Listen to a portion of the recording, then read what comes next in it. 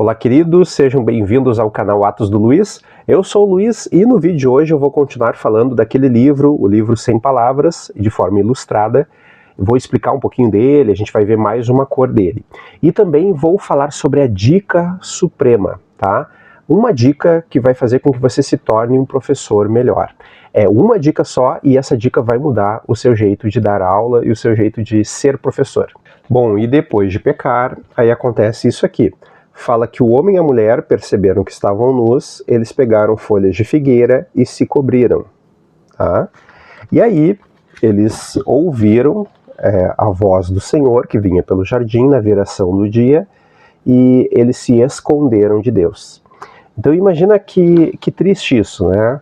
O homem ele foi criado por Deus, depois ele ganha uma companheira porque Deus viu que era bom que ele não ficasse só.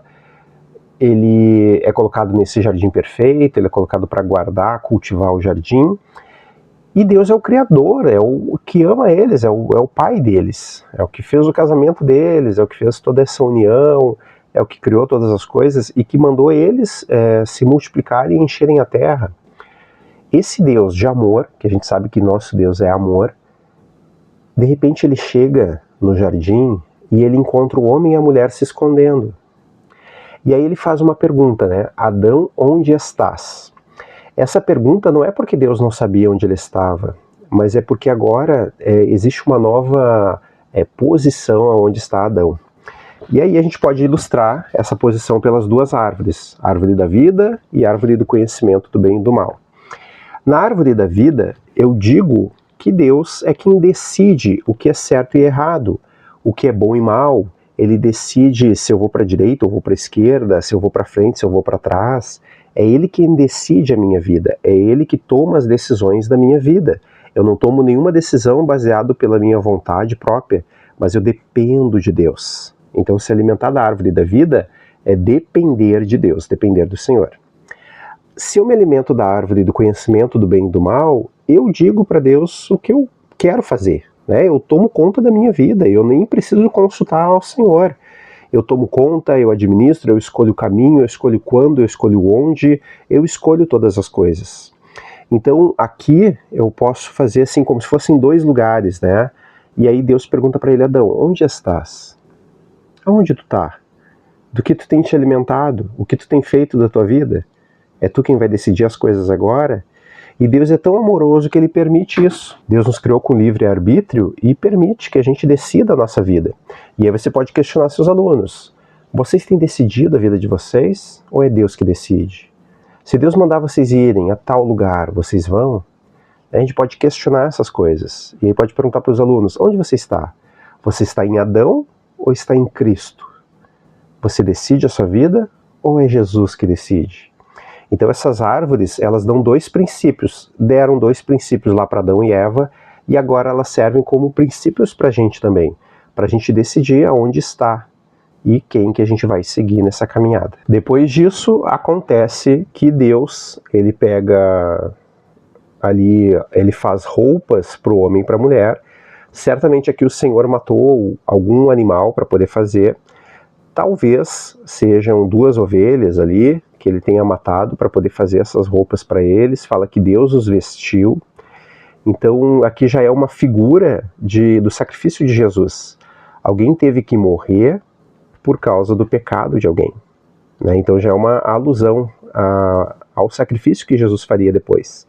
E Deus coloca um anjo ali com uma espada flamejante para guardar o caminho à árvore da vida. Deus falou que não seria bom que o homem continuasse no jardim após ter pecado, porque ele continuaria comendo da árvore da vida e viveria para sempre. Então o homem e a mulher, eles foram expulsos do jardim. E aí, né, vê só esse contexto assim do ponto de vista de Deus.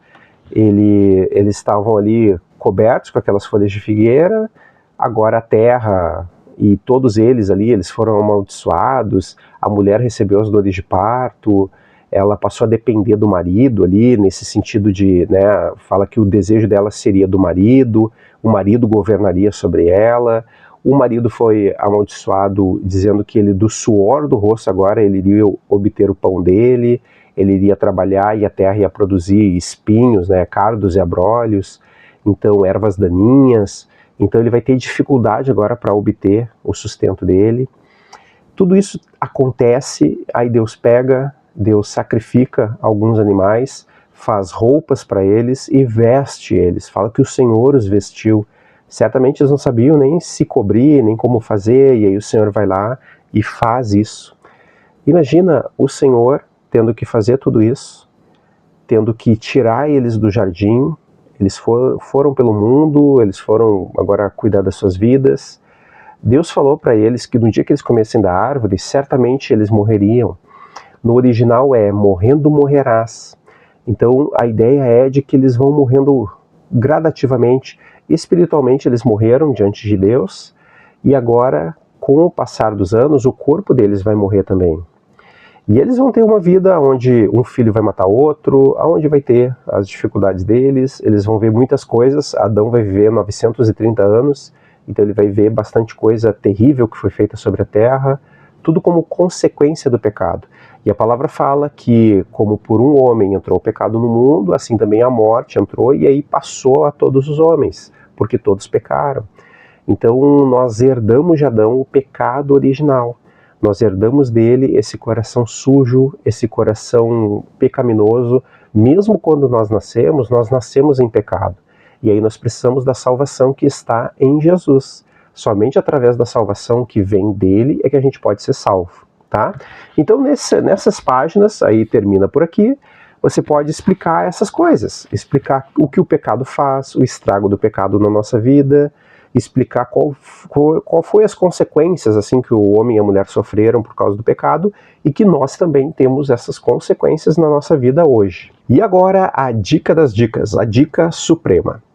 Para você se tornar um professor melhor, a dica é dar aula. Você pode, né, achar estranho assim, ué, dar aula? Eu vou melhorar as minhas aulas dando aulas? E é isso. Quanto mais aulas você der, melhor você tende a ser. Só que, claro, tem um alerta nisso. Só jogar tênis todos os dias não me faz um jogador de tênis. Eu preciso jogar tênis treinando, com pessoas que me ajudem, com treinadores, vendo materiais, cada vez mais aperfeiçoando a minha técnica. Então você, para se tornar um professor melhor, você precisa dar muitas aulas. Mas, ao mesmo tempo, enquanto você dá aula, você vai se preparando. Você vai fazer os cursos que puder, vai ler os livros que puder, vai ver os materiais que você consegue, vai ver vídeos, vai ouvir dicas, e isso vai qualificando o seu trabalho cada vez mais. Então, o dar aula, ele vai ajudar nesse tempo que é necessário para você aprender, né, o ofício de dar aula. Então, o tempo vai te ajudar com a experiência. E os livros, os materiais, os treinamentos, eles vão te ajudar com a qualificação dessa experiência. Então não adianta você ir para a sala e passar muito tempo na sala, mas sem aprender nada. Você precisa constantemente aprender. Então você vai estar indo para a sala, mas ao mesmo tempo se capacitando e testando as coisas, treinando as coisas.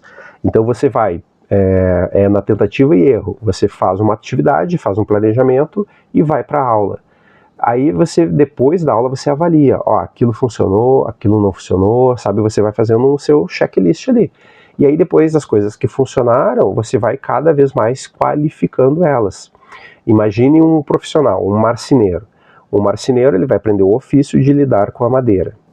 E aí ele vai aprender a lidar com alguns tipos de ferramentas para poder lidar com a madeira com mais facilidade. Certamente com o tempo, cada vez mais vão surgir maquinários, ferramentas assim, diferentes que vão facilitar ainda mais o trabalho dele. Então antes, aquilo que era manual, por exemplo, um lixar que era manual, hoje existem máquinas que podem lixar muito melhor do que a mão humana. E aí vão poder qualificar mais aquele trabalho dele, facilitar o trabalho. Assim é na vida do professor. Você vai ter ferramentas que vão te ajudar cada vez mais a qualificar o seu trabalho. Mas você precisa estar constantemente consultando essas ferramentas, buscando, procurando. Cada vez mais você tem que estar afiando aí o seu machado, né? Afiando as suas ferramentas de trabalho. Então, o treinamento constante e a frequência na sala de aula vão te ajudar muito. vão te ajudar a ter segurança. Quando a gente tem segurança para fazer uma coisa, é tranquilo. Imagina um jogador de futebol que pisou várias vezes já num campo de futebol e já jogou uma partida. Aquilo ali vai trazer uma segurança para ele. Eu já fiz isso. Isso aqui já faz parte de mim. A sala de aula é a mesma coisa. Você vai entrar tantas vezes na sala que ela vai ser o seu mundo, ela vai ser o seu chão, ela vai ser o seu lugar de atuação. Então dar aula, dar várias aulas vai te ajudar, porque aí também você vai ter o desafio dos alunos. Eu disse esses dias para um grupo de professores que dar aula mantém os nossos pés no chão. A gente às vezes se acha, a gente pode às vezes estar ficando orgulhoso com algumas coisas. Quando a gente dá aula, principalmente para crianças, a gente vê como a gente precisa aprender. Porque se você dá uma atividade que a criança não gosta, ela vai demonstrar ali mesmo que ela não gostou da atividade. E depois você também vai avaliar se funcionou ou não aquilo que você deu. Então dar aula para as crianças nos ajuda a nivelar isso, sabe? Nivelar a nossa vida. A gente vai vendo, ó, isso funciona, isso não funciona, aqui eu tenho que aprender, aqui eu tenho que mudar, sabe? E aí não desanima com isso. As primeiras aulas podem ser difíceis, as últimas aulas mesmo, depois de você ter grande experiência, vão ser difíceis também, porque sempre a gente precisa não depender da experiência, mas depender do Espírito, depender do Senhor. Lembra que eu falei aqui da árvore, né, da vida? A árvore da vida é uma dependência do Senhor. É depender dele para fazer as coisas. Então orar antes da aula, orar durante a preparação, tudo isso vai me ajudar nesse projeto que Deus tem de nos usar para abençoar algumas vidas. Eu espero que você tenha gostado, esse foi o nosso vídeo de hoje. Lembre-se de se inscrever no canal, deixar sua curtida, seu comentário, sugestões aqui para próximos vídeos. O objetivo desse canal é fazer você um professor melhor, um pouquinho de cada vez. Nos vemos no próximo vídeo.